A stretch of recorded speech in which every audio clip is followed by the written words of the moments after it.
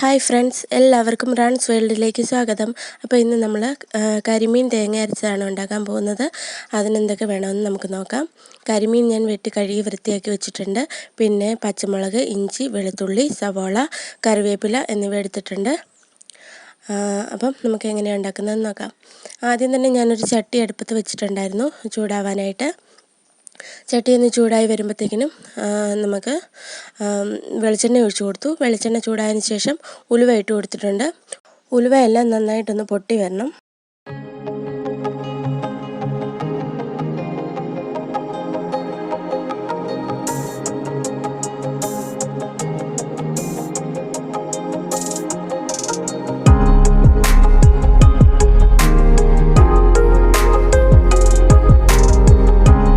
നമ്മുടെ ഉലുവയൊക്കെ പൊട്ടി വന്നിട്ടുണ്ട്. അതിനുശേഷം നമുക്ക് അരിഞ്ഞു വെച്ചിട്ടുള്ള വെളുത്തുള്ളി, ഇഞ്ചി, പച്ചമുളക്, സവോള, കറിവേപ്പില എന്നിവ നമുക്കിതിലേക്ക് ആഡ് ചെയ്ത് കൊടുക്കാം.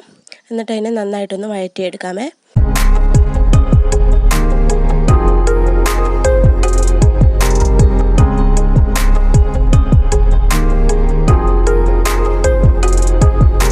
നമ്മൾ മീൻ കറിക്ക് വേണ്ടിയിട്ടുള്ള അരപ്പ് റെഡിയാക്കി വെച്ചിട്ടുണ്ടായിരുന്നു. അപ്പം നമ്മുടെ ഉള്ളിയും ഇതൊക്കെ നന്നായിട്ട് വഴന്ന് വന്നിട്ടുണ്ട്. അതിനുശേഷം നമുക്ക് ഈ അരപ്പ് അതിലേക്ക് ഒഴിച്ചു കൊടുക്കാം. അരപ്പ് റെഡിയാക്കിയത് എങ്ങനെയാണെന്ന് വെച്ചിട്ടുണ്ടെങ്കിൽ തേങ്ങയും മഞ്ഞൾപ്പൊടിയും മുളക് പൊടിയും കൂടി ഇട്ടിട്ട് ആവശ്യത്തിനുള്ള വെള്ളം കൂടി ഒഴിച്ചിട്ട് നന്നായിട്ട് മിക്സിയിൽ അരച്ചെടുത്താണ് അരപ്പ് റെഡിയാക്കുന്നത്. അപ്പം നമ്മുടെ അരപ്പും കൂടെ ഒഴിച്ചു കൊടുത്തു. അതിനുശേഷം നമുക്ക് അതിലേക്ക് ആവശ്യത്തിനുള്ള വെള്ളം ആഡ് ചെയ്ത് കൊടുത്തിട്ടുണ്ട്. നന്നായിട്ട് ഇളക്കി കൊടുക്കുക.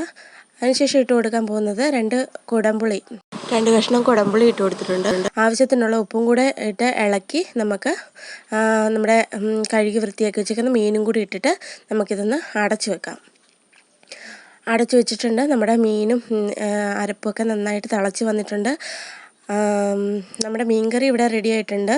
ഇനി ഇതിനെ താളിച്ച് ഇതിൻ്റെ മുകളിലേക്ക് ഒഴിക്കണം. താളിക്കാനായിട്ട് ഒരു പാത്രം ചൂടാവാനായിട്ട് വെച്ചിട്ടുണ്ട്. അതിലേക്ക് വെളിച്ചെണ്ണ ഒഴിച്ചു കൊടുത്തിട്ടുണ്ട്.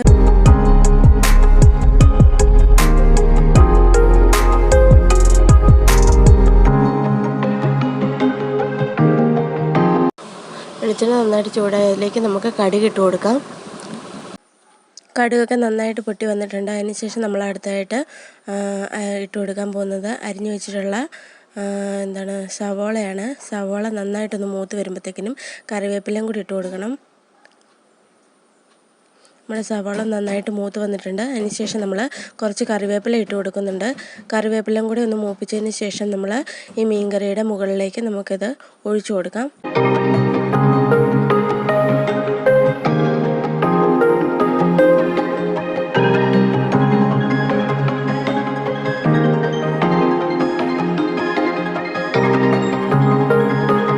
നമ്മൾ കടുകെല്ലാം താളിച്ചത് ഇതിലേക്ക് ഒഴിച്ചു കൊടുത്തിട്ടുണ്ട്. നമ്മുടെ മീൻകറി റെഡി ആയിട്ടുണ്ട്. അപ്പം കരിമീൻ തേങ്ങ അരച്ച് വെച്ചത് എല്ലാവർക്കും ഇഷ്ടപ്പെട്ടു എന്ന് വിചാരിക്കുന്നു. എല്ലാവരും ലൈക്ക് ചെയ്യുക, ഷെയർ ചെയ്യുക, സബ്സ്ക്രൈബ് ചെയ്യുക. താങ്ക്